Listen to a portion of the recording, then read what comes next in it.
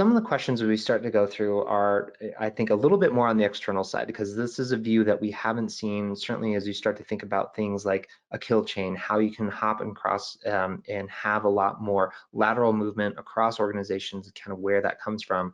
I think one of the biggest things that is hitting home for us, usually it felt like within that discovery splay, right? That's kind of the moment in time where the clock starts for everyone.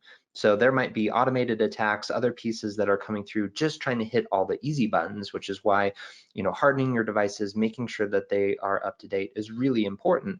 But if they get around that and they start discovering all of those different components, well, the time starts there, right? Because they don't know your environment the way that you know your environment.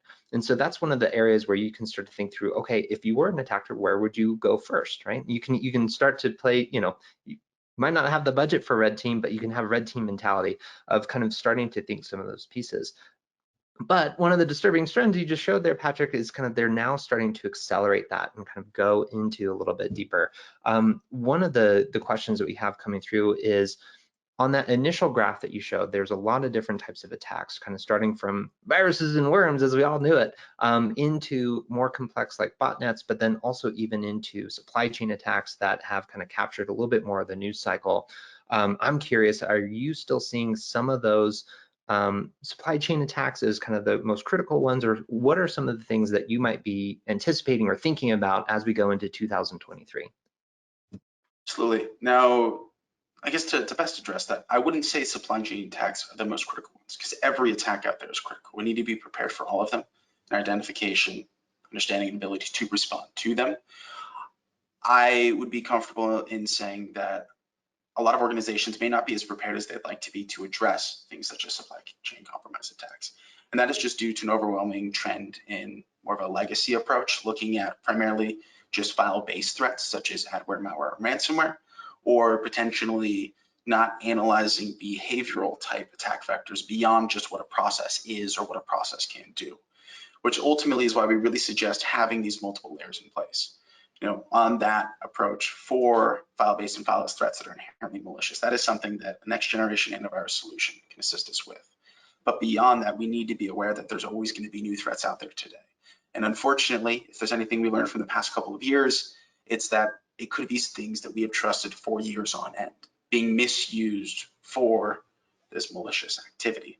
So we need that extra layer, that EDR data, and a threat hunting team to be looking for when this occurs, ready for whenever something at this point in time, while it may have been benign and critical to our day-to-day operation, is now going in that malicious route.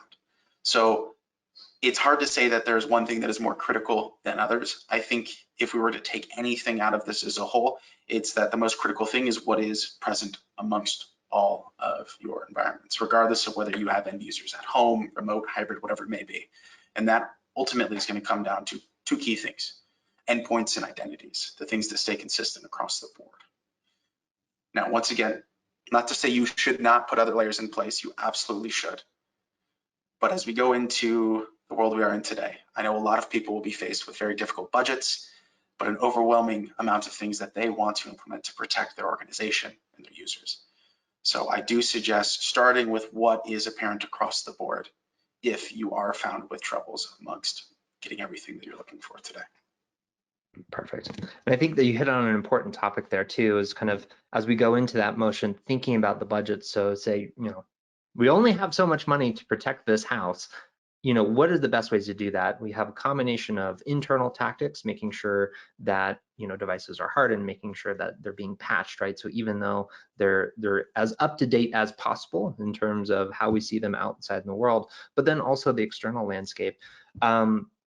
That hits home on, I'd say a few different pieces on kind of where to put that budget as you start to think about that. I'd love to kind of hear your thoughts in terms of when you start to, or even kind of amongst customers that you talk to every day, do you have a sense of what that mix looks like in terms of, is it half and half? Is it 60-40?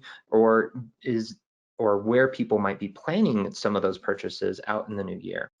So in that aspect, that's not something I can really directly address as a whole for what everybody's experiencing.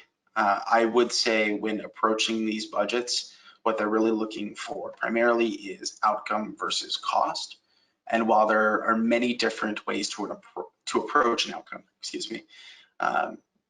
we will traditionally sit down, chat with organizations, really break down what their security landscape looks like, where their threats lie, and identify where we may assist them and where partner integration is key, such as JumpCloud. We can work together to protect an organization, and from that assist them overall in their ability to identify, what can I do with what I've been granted today, which unfortunately is always less than they would like for security. That's just the nature, how funding goes. But in turn, what can they do the best with the resources they have to ensure protection going forward and preparedness for the ever-changing world ahead of us?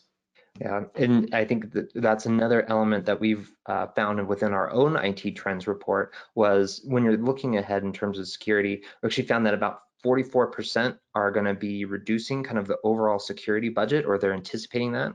And that opens up the door. It makes a lot of organizations nervous, but then we also found that the other side of the house, they're actually not seeing any changes or increasing it. So there's a little bit of a dichotomy even within kind of our own customer base, kind of looking at that ecosystem of how people are approaching budgets as they're coming in, think about security for the next year. Please subscribe and check out more content from us.